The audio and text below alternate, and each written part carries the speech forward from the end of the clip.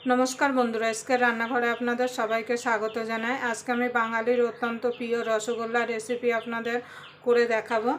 आपनारा किभाबे एकदम दोकानेर मतो नरम तुलतुले रसगोल्ला बानाबेन सेटाई आजके आमी आपनादेर संगे शेयर करब। रसगोल्लाटा बानानोर जन्य प्रथमे दूधटा जाल दिए निते होबे। तार जन्य निये नेब एकटा कड़ाई।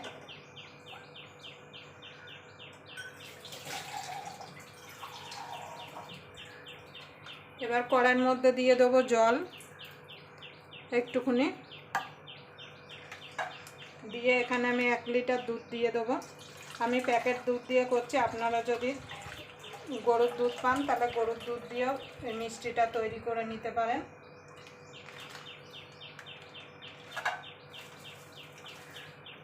আপনারা প্রথম থেকে শেষ পর্যন্ত ভিডিওটা দেখবেন, আশা করি আপনাদের ভালো লাগবে। যদি এই রসগোল্লা রেসিপি আপনাদের ভালো লেগে থাকে তাহলে অবশ্যই একটা লাইক করবেন, কমেন্ট করবেন, শেয়ার করবেন। আর যারা আমার চ্যানেলটা এখনও সাবস্ক্রাইবার করেনি প্লিজ সাবস্ক্রাইবার করে নেবেন আর পাশের বেল আইকনটা অবশ্যই বাজিয়ে দেবেন, আমি যখন কোনো নিত্য নতুন রেসিপি আপলোড করব সবার আগে পাওয়ার জন্য। দেখুন বন্ধুরা, দুধটা পুরো আমি ঢেলে নিয়েছি। এবার গ্যাসটা ধরিয়ে দেবো। ধরিয়ে দুধটাকে জাল দিয়ে নেব।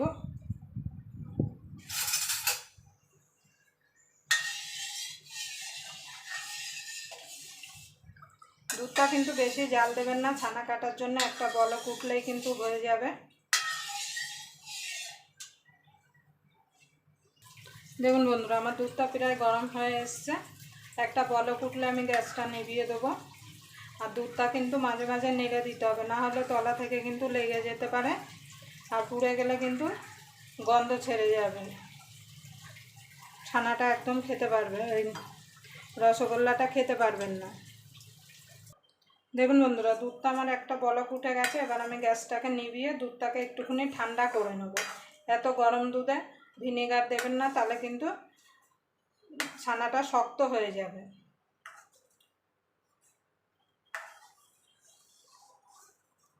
একটুখানি এইভাবে নাড়াচাড়া করে আমি দুধটাকে ঠান্ডা করে নেব। এইভাবে কিন্তু নাড়তে হবে দুধটা যতক্ষণ একটু ঠান্ডা না হচ্ছে, না হলে উপরে সর পড়ে যাবে, কিন্তু সরটা পড়তে দেওয়া যাবে না, তাহলে পারফেক্ট ছানা তৈরি হবে। দেখুন বন্ধুরা, দুধটা অনেকটা ঠান্ডা হয়ে গেছে। এবার আমি এখানে 2 চামচ ভিনেগার আর 2 চামচ জল নিয়েছি, সেটা দিয়ে দেবো।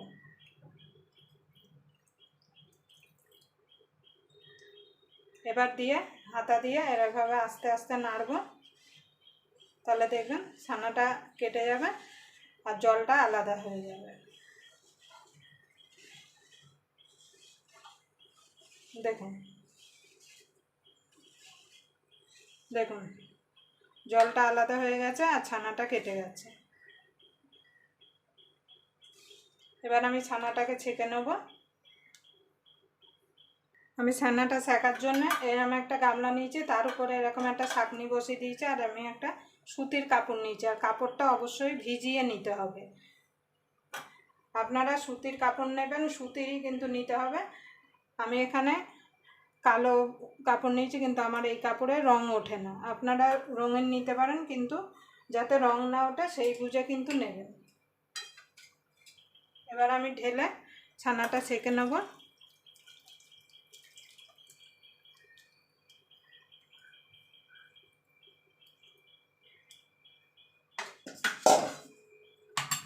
এবার আমি জল দিয়ে ধুয়ে নেব, যেহেতু ভিনেগার দিয়ে কেটেছি। জল দিয়ে ছানাটা ধুয়ে নিলে কী হবে, যে ভিনেগারের যে টক ভাবটা আছে সেটা চলে যাবে। এবার আমি ছানাটাকে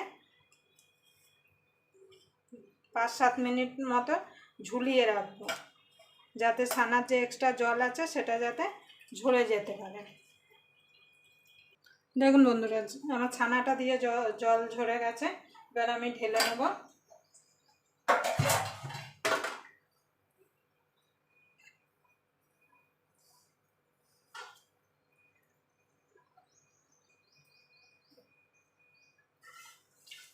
দেখুন ছানাটা কত সফট হয়েছে। এবার ভালো করে আমি ছানাটাকে মেখে নেব। হাতের এই জায়গা দিয়ে ছানাটা যতক্ষণ মোলায়েম না হচ্ছে ততক্ষণ কিন্তু মাখতে হবে। এইভাবে মেখে নেব। দেখুন বন্ধুরা, আমার ছানাটা ভালোভাবে মাখা হয়ে গেছে। এবার আমি মিষ্টির শেপ দিয়ে দেবো। আপনারা আপনাদের পছন্দ মতো মিষ্টির সাইজটা রাখবেন।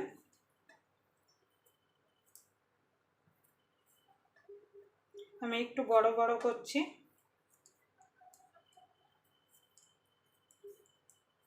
এবার এগুলোকে আমি পাকিয়ে নেব। দেখুন বন্ধুরা, আমি শিরাটা বানানোর জন্য কড়াই বসিয়ে দিয়েছি। এবার দিয়ে দেবো 1 বাটি চিনি আর 4 বাটি জল। এখানে আমি 4 বাটি জল দিয়ে দেবো। দেখুন বন্ধুরা, গ্যাসটা ধরিয়ে দিয়েছি। এবার চিনিটা গলা পর্যন্ত অপেক্ষা করব। দেখুন বন্ধুরা, রসটা ফুটে গেছে। দিয়ে দেবো 2টা এলাচ। এবার আমি এখানে মিষ্টিগুলো গোল গোল করে রেখেছি। এবার দিয়ে দেবো। মিষ্টিগুলো এমনভাবে করতে হবে যাতে গাগুলো যাতে সমান থাকে, ফাটল না থাকে, তাহলে কিন্তু মিষ্টিগুলো ফেটে যাবে। এবার আমি সব মিষ্টিগুলো দিয়ে দেবো।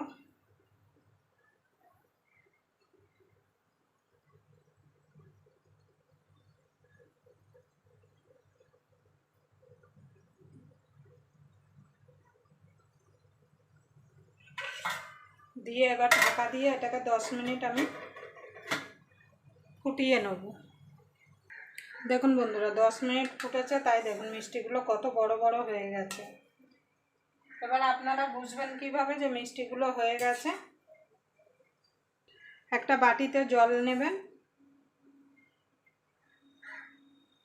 নিয়ে এইভাবে জলের মধ্যে দিয়ে দেবেন। দেখুন ভাসছে, মানে এখনো মিষ্টিটা হয়নি। যখন জলের তলায় ডুবে যাবে তখন জানবেন মিষ্টিটা হয়ে গেছে। এবার আমি আরও 10 মিনিট মিষ্টিটাকে ফুটিয়ে নেব। এদিকে আমি পাশের ওভেনে গরম জল করে রেখেছিলাম, সেটাকে দিয়ে দেবো। অল্প অল্প করে দেব।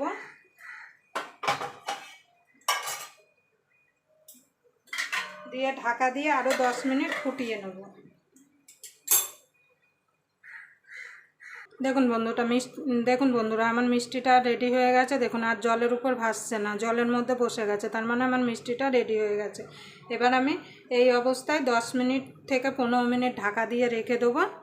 দেখুন বন্ধুরা, আমি গ্যাসটা বন্ধ করে দিয়েছি। এবার 15 মিনিট মতো এইভাবে আমি এই শিরার মধ্যে রেখে দেবো। 15 মিনিট বাদে আপনাদের দেখাবো যে কেমন হলো মিষ্টিটা।